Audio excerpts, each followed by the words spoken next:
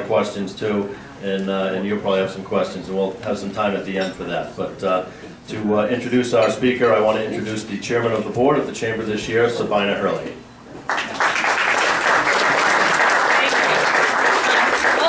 Secretary Davey. Can everyone hear me okay? Well, Governor Deval Patrick appointed Richard A. Davey, Mass Department of Transportation Secretary and Chief Executive Officer in September of 2011. Secretary Davey leads a 10,000-person organization that operates a single mission: to provide a safe, reliable, and efficient transportation systems for the citizens of the Commonwealth of Massachusetts.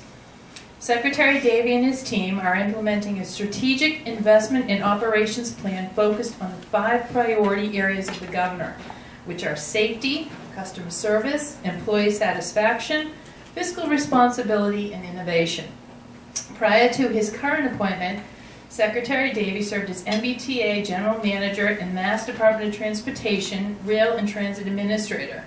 In this job, he was responsible for managing the MBTA and overseeing the Commonwealth's 15 regional transit authority and the Mass Department of Transportation Railway program.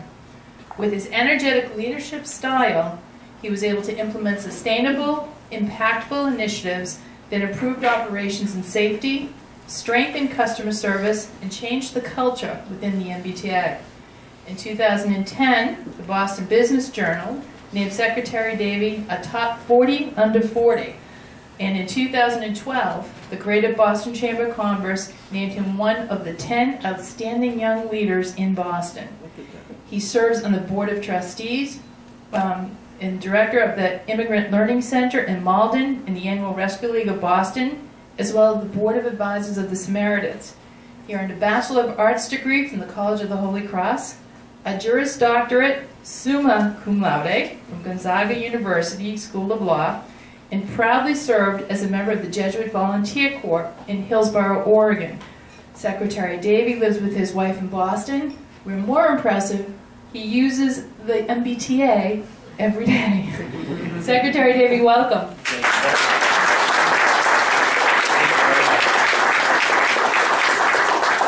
I can't take credit for using the T every day because a couple Christmases ago my wife gave me a zip card for Christmas in my stocking.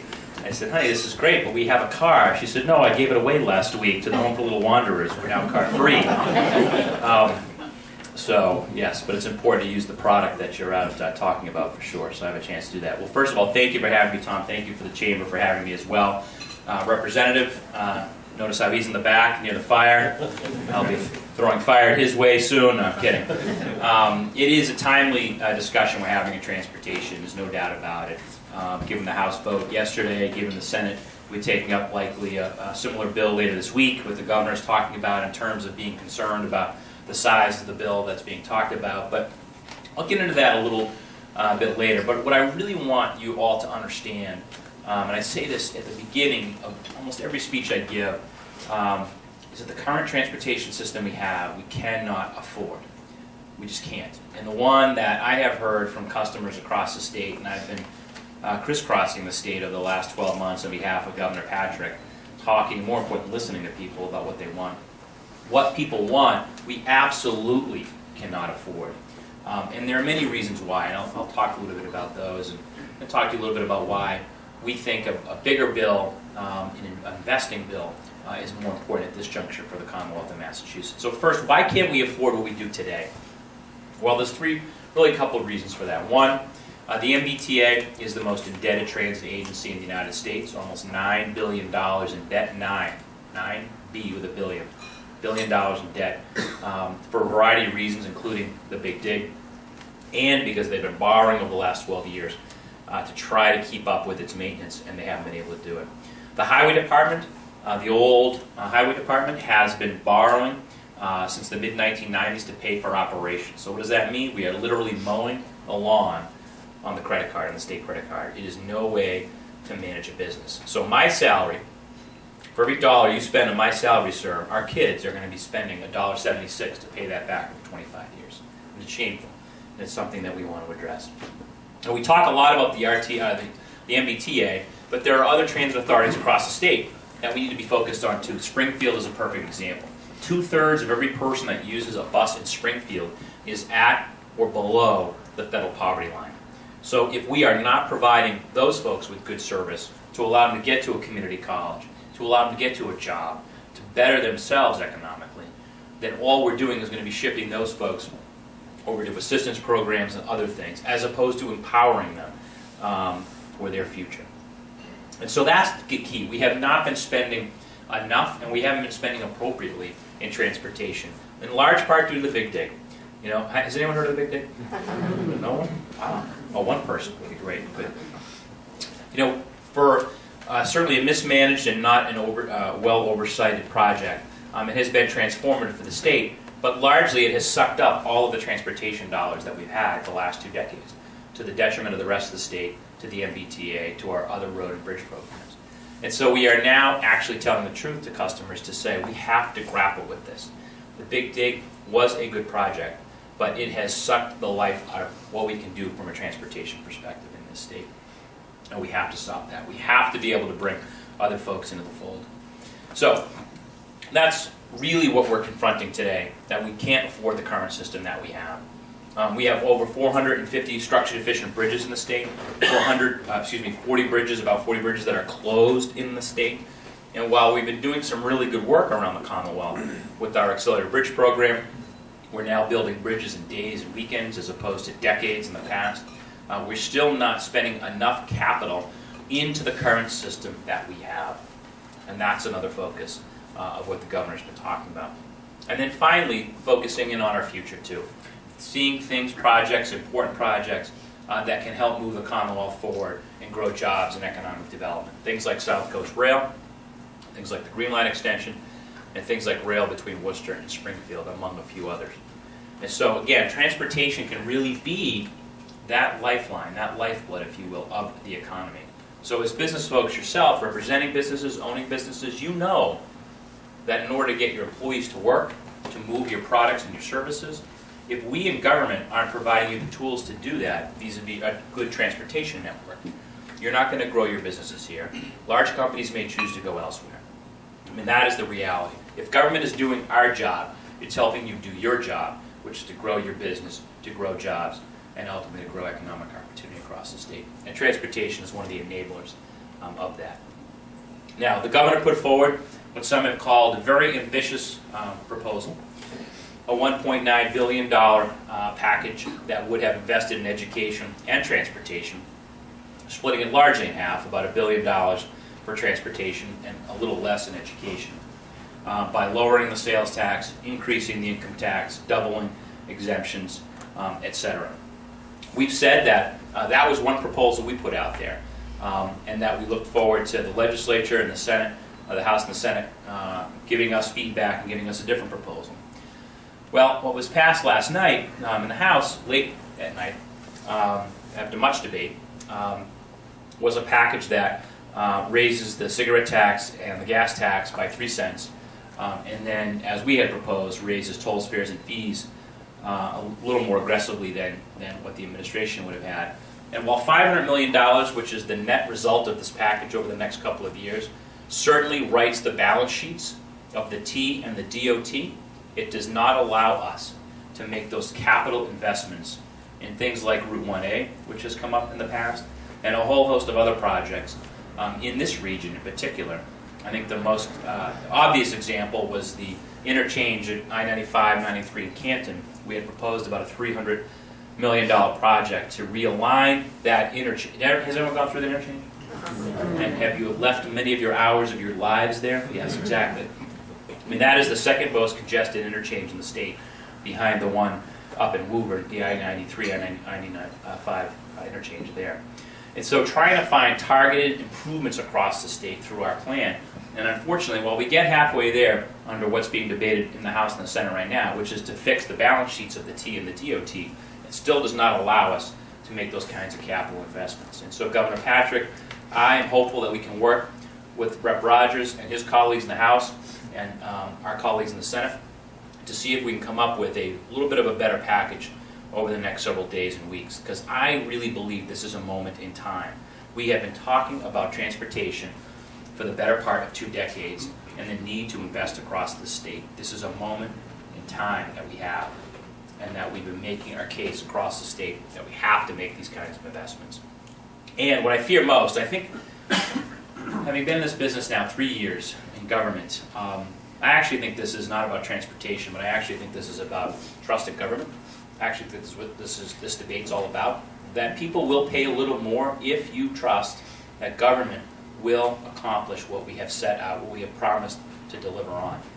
And that has been a real challenge at the federal level, at the state level, and frankly at other levels of society, that people have a eroded trust in the institutions that are supposed to be delivering for them, business, church, and government. We have a track record at the DOT, and I just want to point this out before I take questions. You know, many in the room might say, well, Secretary, what are you doing to reduce your costs, to make sure you're using the resources that we give you today wisely? Well, since we've reformed the DOT now 3 years ago, the Massachusetts Department of Transportation is only about 3 years old. We've collapsed a number of agencies, working more closely together. We used to have 2 general counsels. We have 1, 2 IT heads. We have 1, 2 civil rights heads. We have 1. We've saved over $500 million in eliminating the so-called 23 and out pension at the MBTA. Does everyone know what 23 and out was? I thought it was 23 days and out. That's why I took the T job. 23 years and out meant that you could, as long as you had 23 years of service, regardless of your age, you could retire.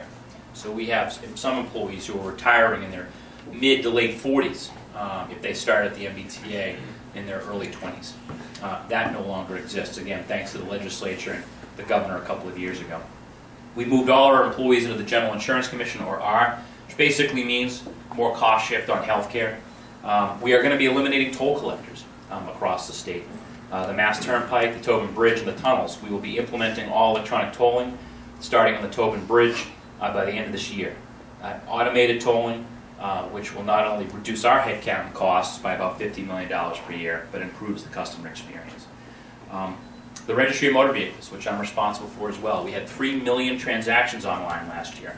A watershed moment for us. Again, reducing our headcounts at our registry, which are down a couple hundred people, by the way, as long as we can bring technology to bear to improve your experience. So we're trying to find ways to improve the customer's experience. And I'm proud, folks may take the commuter rail here from time to time, I hope you do.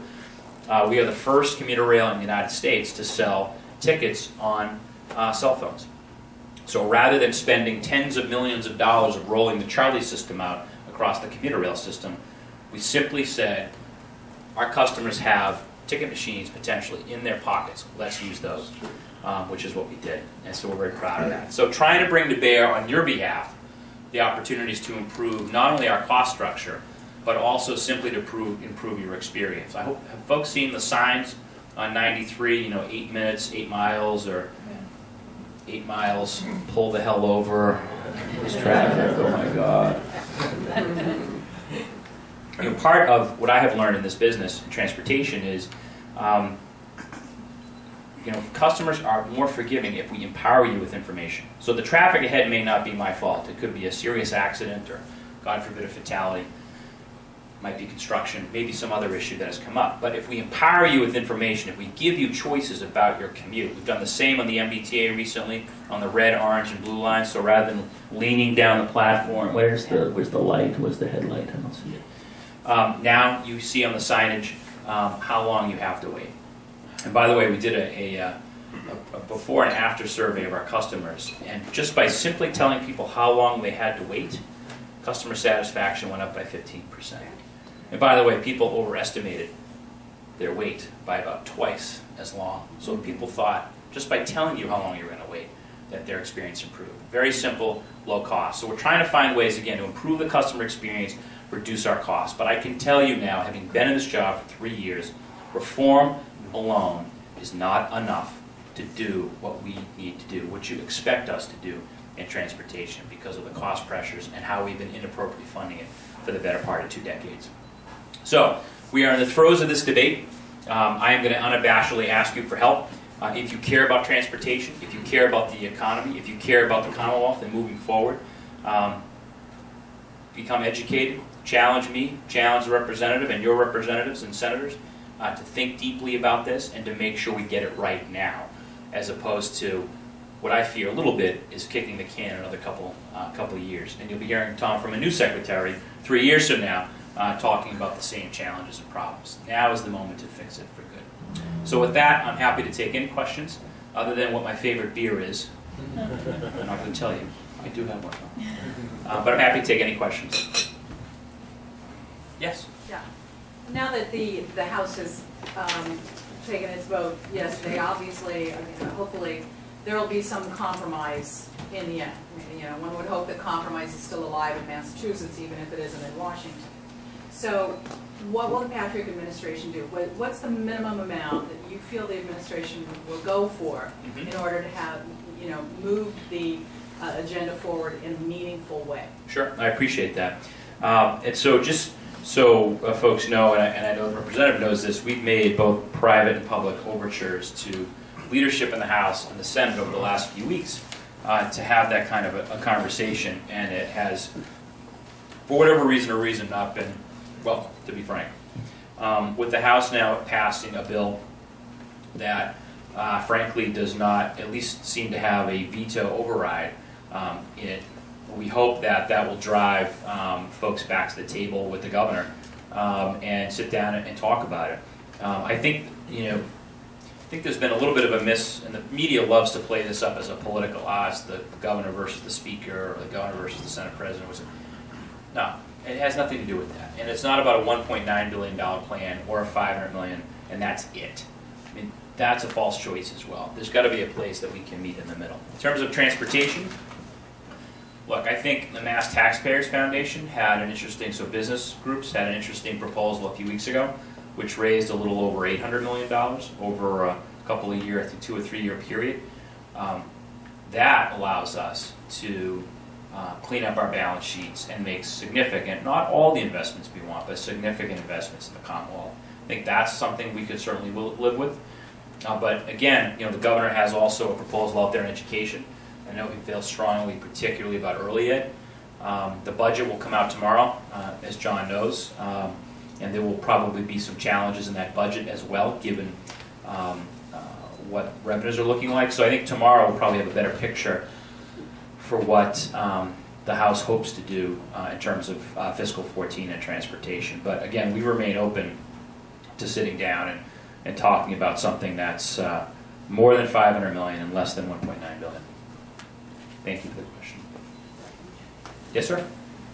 You mentioned that the system's very broken, and I guess I'm kind of confused that you want to spend all kinds of funds to do trains to the South Coast, Worcester to Springfield, when what you have sounds already broken.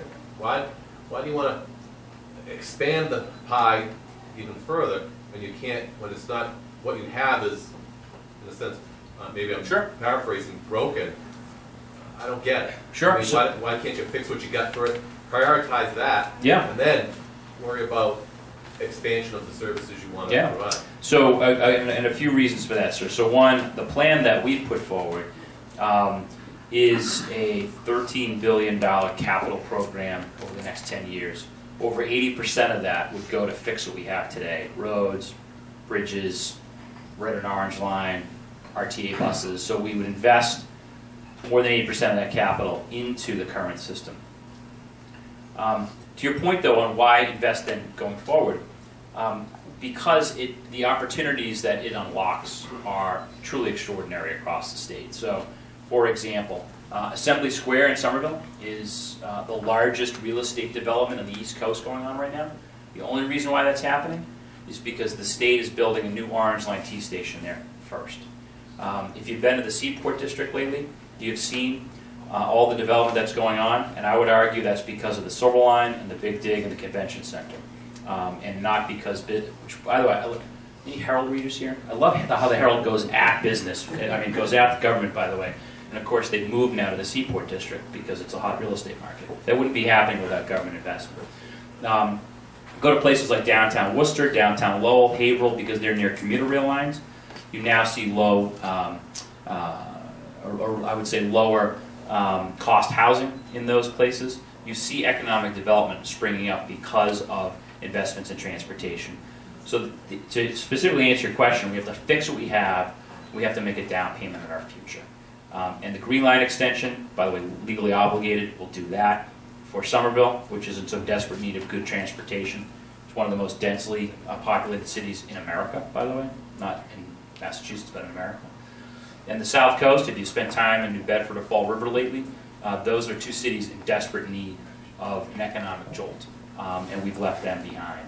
Those are the biggest developments that we have, and the biggest improvements that we have. But I think the 80-20 split, 80% spending it on what we have today to fix what we have, and making a down payment for our future is the right mix. Yes, sir? During your discussion, you mentioned Route 1A. Can you give us an update as to where we stand with the long-term repairs and the temporary repairs in regards to resurfacing and redesign of all of Route 1A?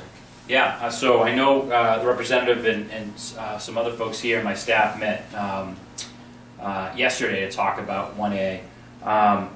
So I think there's some modest repairs that are in the works, but in terms of funding the longer-term project, unfortunately, there's no money. And I think what we said yesterday is the best that can be hoped for is to work through what's called the TIP process, the Transportation Improvement Plan. It's a 4-year federal plan, which is oversubscribed. And it's subscribed up through 2017, and potentially to try to get on 2017's list. But again, that goes back to my earlier point.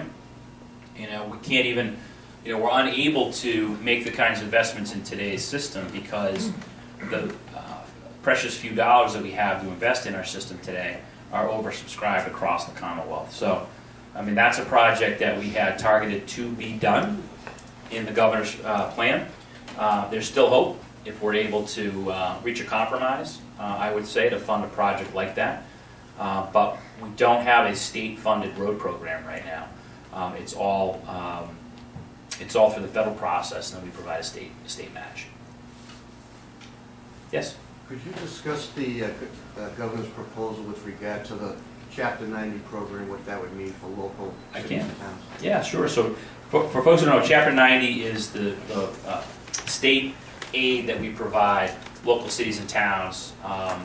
Over the last couple of years, it's been at a historic high of $200 million across the state. So every of 351 cities and towns receives an allotment from the state for their road and bridge program.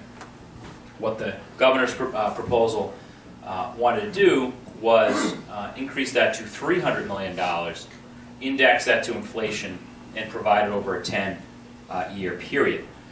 What the legislature has sent or is debating right now is a 1-year Chapter 90 bill, which would be funded at $300 million. The challenge is that, having poured over the financial proposal, and again, we may have a better sense when the budget comes out Wednesday, is that while the legislature has proposed a $300 million Chapter 90 program, I can't see how it's funded. So it looks like about $240 million of that's funded, and so either we're going to have to cut a bunch of projects already on the list, or we're going to have to cut back on Chapter 90. So we're sort of grappling with that right now. But that's the meat and potatoes of the local city and town. That's potholes, that's curb cuts, that's paving jobs, and of course we've begun the construction season. So, cities and towns need that not only flexibility but certainty to get those projects out the door, and we're still debating that right now. But again, we thought a longer-term play as opposed to a year-to-year, where if you have a capital asset program, a year-to-year planning process is not that good. You want at least a 5-year horizon. So the administration thought giving cities and towns a 10-year horizon made a lot of sense. Thank you. Sure. Yes, sir. How does the Massachusetts public transportation system compare to other states, major states like New York and Washington, Atlanta? And does anybody consult with these states to see how they do their programs, how they fund them, and how they run them? Sure. So the answer is we do consult with those other states. We are active in a number of different peer organizations, both at the highway level and the transit level. The general manager of the MBTA we just hired 4 months ago actually came from Atlanta, Dr. Beverly Scott. And so she's got some ideas that she's going to bring to bear for the T. But we do follow what our peer states are doing, particularly on things like construction techniques for bridges and roads. One of the reasons why I think you've seen more creativity out of the DOT, we have a bridge we're doing, for example, right now in Fairhaven, the I-195 bridge between Fairhaven and New Bedford, and we're doing that in 3 weekends as an example. And we've been able to use other states as models, Utah in particular. They've been doing some really interesting construction work to, again, reduce the number of construction days that we have on our projects. We looked at other states, for example, for snow and ice removal. A couple of years ago, it cost us on average about $1.9 million per inch of snow across the state to remove. It's a weird statistic, isn't it? But I've got a lot of weird statistics in my head. It costs us now about half that for a variety of reasons. We're using salt brine, our own brine. We manufacture it now. We made a capital investment on a brine plant in Sagamore. We're using better equipment now. And these, I don't know if you've seen these mega plows we have. So rather than, it's quite simple. Rather than having a conga line of 4 or 5 plows going down the Mass Pike, you just buy a really big one. You have 2. Cut your head count by 3. It's quite simple. So those are the kinds of things, small operationally and big construction-wise, that we look at for other states for help. But the states you mentioned, New York, Washington, they're suffering from the same problems we are. Their transit systems are old like us. Their road and bridge program is old like us. I mean, the Tappan Zee Bridge, for example, and that's a $13 billion bridge that has to be replaced in New York, and it's likely that New York will probably have to significantly toll that bridge in order to pay for it. So there's no mystery, I think, with the infrastructure challenges we have. Has anyone driven on I-95 in Connecticut lately? It's like, you know, Basra, I think. I mean, it's really, it's in tough shape. Connecticut's thinking about putting tolls back up to pay for their infrastructure needs. So there's really no secret sauce out there about how you pay for this stuff, and particularly for states in the Northeast where the weather's tough and our infrastructure is a lot older, juxtaposed to, say, like in Arizona where the weather's a little better and, you know, their light rail system is 6 years old. It's pretty nice. Green Line here is 113 years old, 117 years old. Yes, sir? Build off Larry's question. Sure. Can you explain how building a train station in New Bedford really is going to help New Bedford? Sure. So we've done an economic impact analysis which shows that for the entire corridor, once the project is built, it will stimulate up to $500 million in new economic activity, not just in New Bedford, but up and down the corridor, and 4,000 permanent jobs. The connectivity for a city like New Bedford to Boston and vice versa, and not just coming up Route 24, is key. So, you know, I'm happy to share with you that economic analysis. And then I think you can go beyond just the report and look at places like Worcester, as I mentioned, Haverhill, Lowell, that have really made an enormous comeback from being a gateway city, largely mill cities and other manufacturing cities, because of the investment we made in transportation. Downtown Worcester is completely under construction right now. So New Bedford and the Fall River, and I appreciate the point. You know, why spend $1.8 billion linking these two cities when we should be doing other things? I think our answer is we need to be doing those things, investing in our current system, and then making sure that we don't leave other parts of the state behind. But I guess where are you linking them to? It'd still be a 2-hour train ride. No, it would be about, depending on the... It stops. You know, I ride the train. Yeah. 20 years. How long is your train ride? It's half an hour from Remember, I know them all. It's 35 back because they don't let you open your doors anymore. So the transactional time adds up tremendously at every single stop. So the idea that it's, you know... So the New Bedford train, depending on the technology, whether we use electric or diesel, would be about an hour and a half. And that's comparable to what Worcester is now, which in Providence, which are our two largest, and most, I mean, you're in Sharon, so you know it's one, Providence and Worcester are two of our most utilized train lines in the state. So just out of curiosity, have you guys figured out how much it's going to cost a passenger? Because I know on the commuter rail, I took it into Boston one day, and it was like, round trip was like $12, $13. And I know a garage where I can park for $3 as long as Vinny stamps my ticket. But what's the cost going to be for people? For Fulton to Bedford? Yeah. So it would be the comparable round trip ticket probably for our Worcester or Fitchburg, our longest route. So and it's not going to open for another 7 or 8 years, so it's hard to say what it would be 7 or 8 years from now, but it would be a comparable trip to what our most... Which is what? How much is that? Yeah, off the top of my head, I don't know. Economic problems. I mean, I know people will just go to the red line because it's cheaper than doing the commuter rail. Yeah, no, but that's the challenge. If you live in Fulton or Bedford, you can't get to the red line, so, and then you're stuck in traffic on 24, so, you know, and it's Taunton, and it's Fairhaven, and it's the surrounding communities for sure, so, all of whom, by the way, you know, very desirous of the line. I mean, other than Stoughton, which seems to be happy with, because of course the line stops in Stoughton, which is always nice.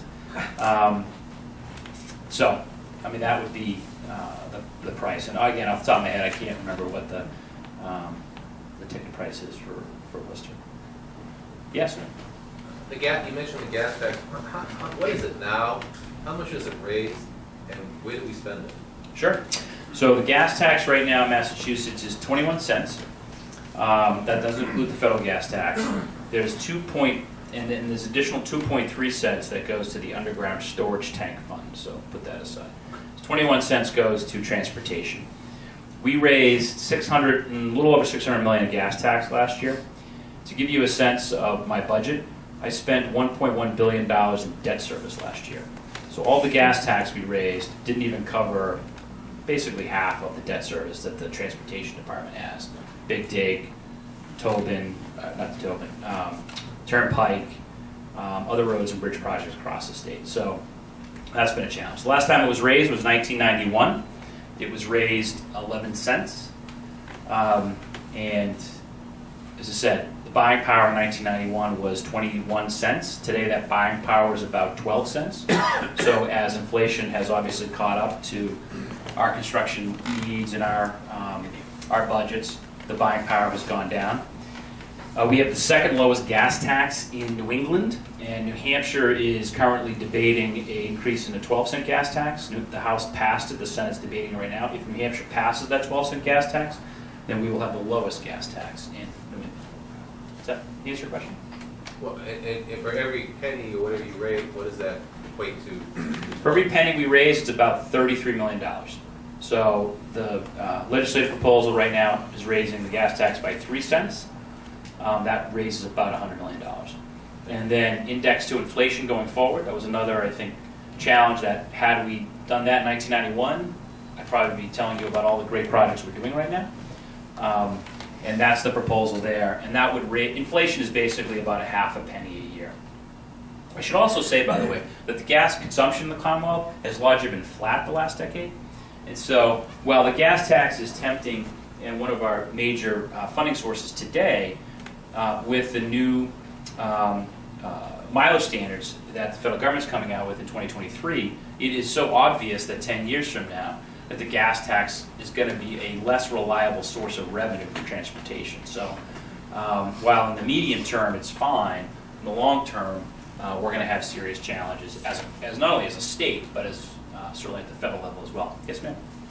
Talking about the debt service, and the big part of it is the Big Dig. Can you tell us how long it's going to be with us, this debt for the Big Dig? How many years we have to worry about most of our money going for it? So it's a good question. It's from today, it's probably another 20 to 25 years.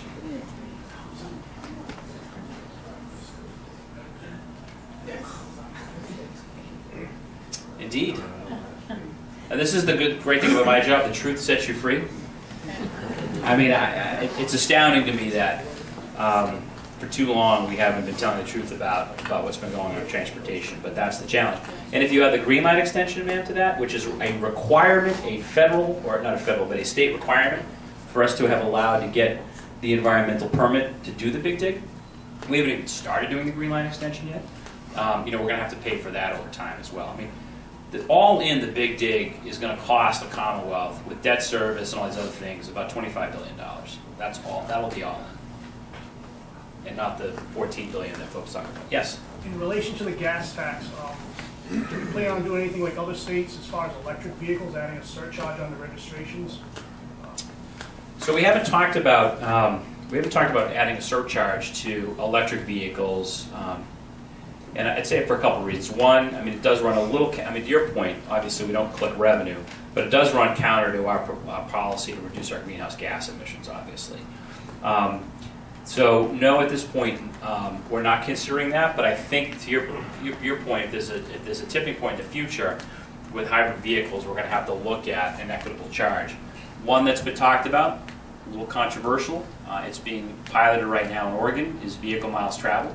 So the classic, charging you for the miles that you drive as opposed to anything else. Now the reverse of that too is something we're piloting, which is looking at how your auto insurance can be tied to that. So unfortunately, largely your auto insurance today is charged based on your zip code, a little bit of your driving record, as opposed to actually charging you for, and insurance companies are now starting to do that here in Massachusetts, so it's a more equitable way of charging insurance, and maybe also a more equitable way of not doing a gas tax in the future, but doing a vehicle miles traveled. So, again, I think that policymakers are really going to be thinking about this over the next decade as gas consumption continues to decline. Yes?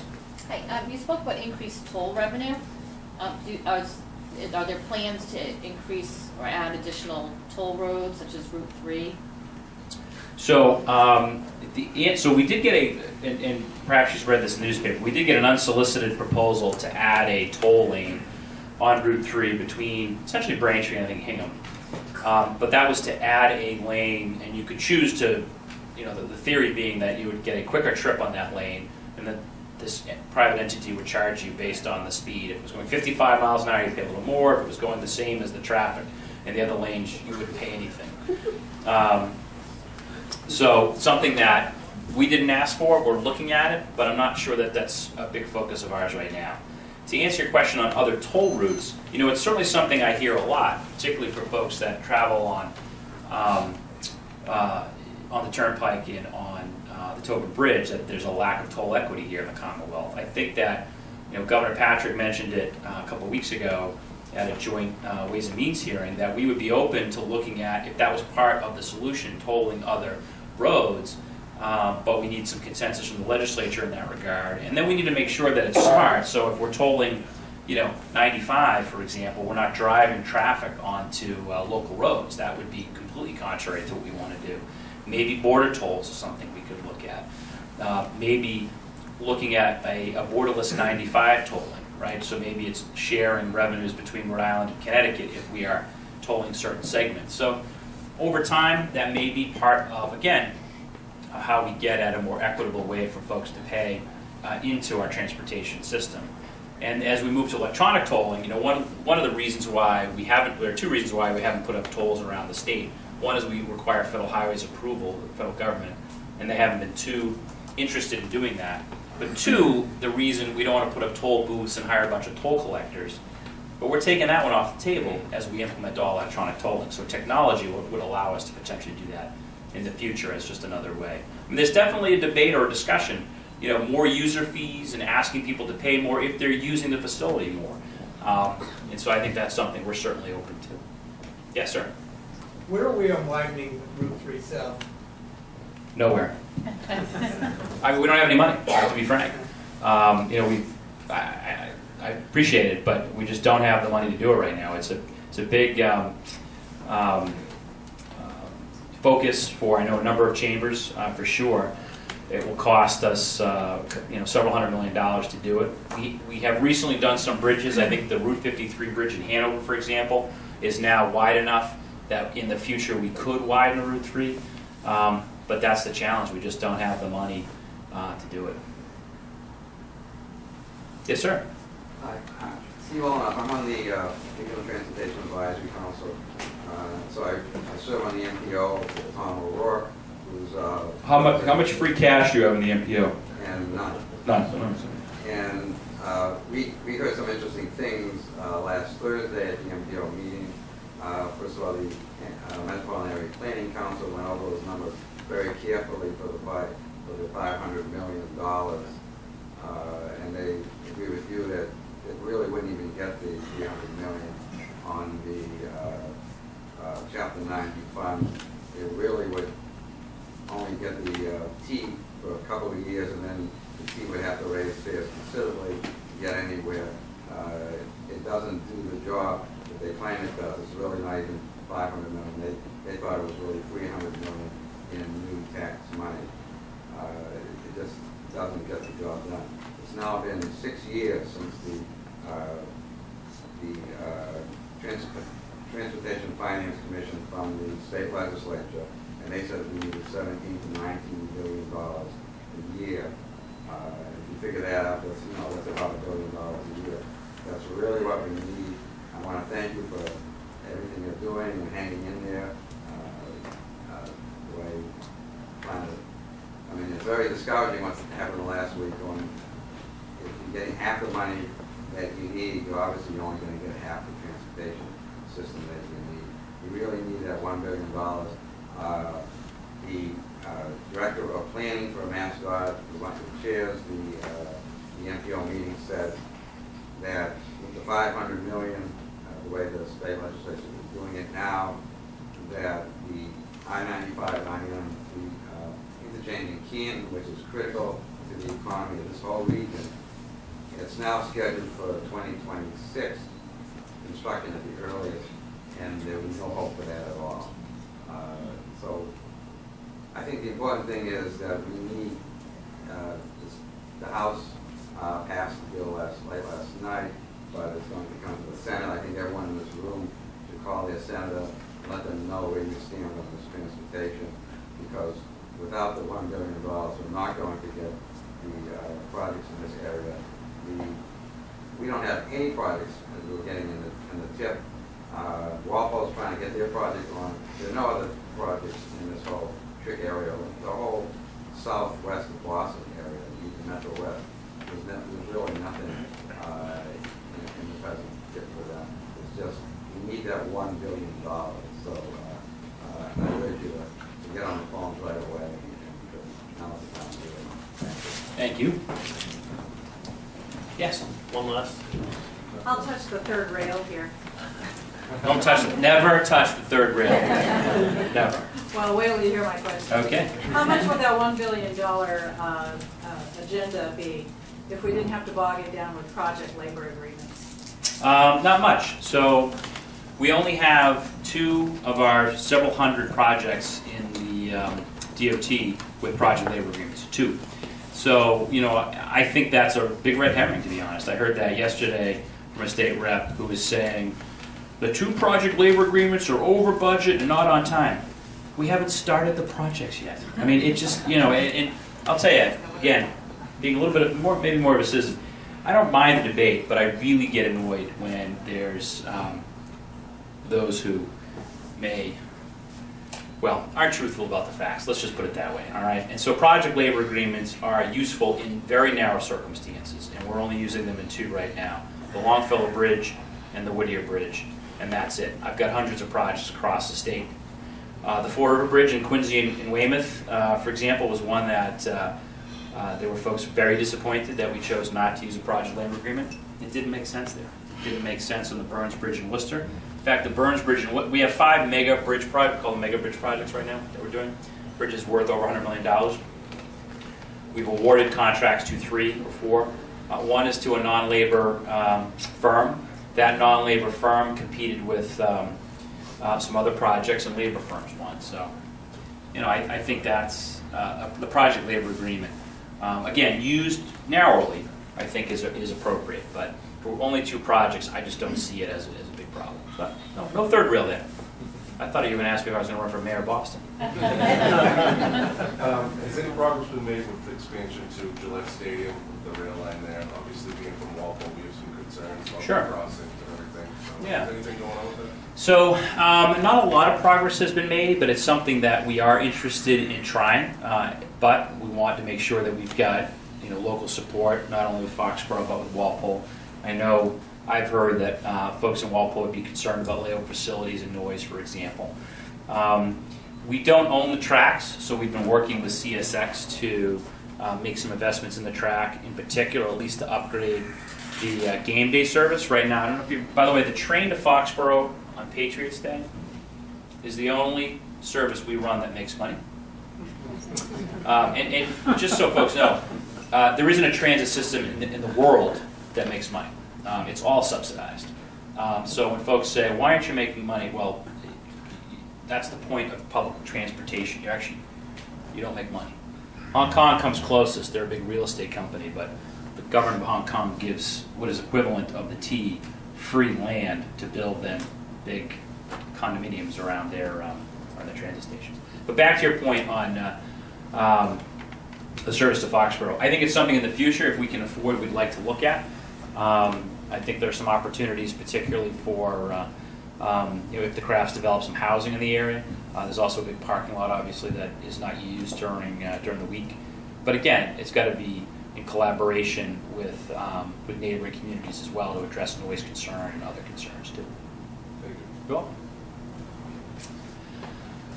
All right, well, should we break out the later hosen and get some beer? What? It's 9 o'clock, right? It's 5 o'clock somewhere. Well, again, thank you very much for having me. I very much appreciate it. Thank you.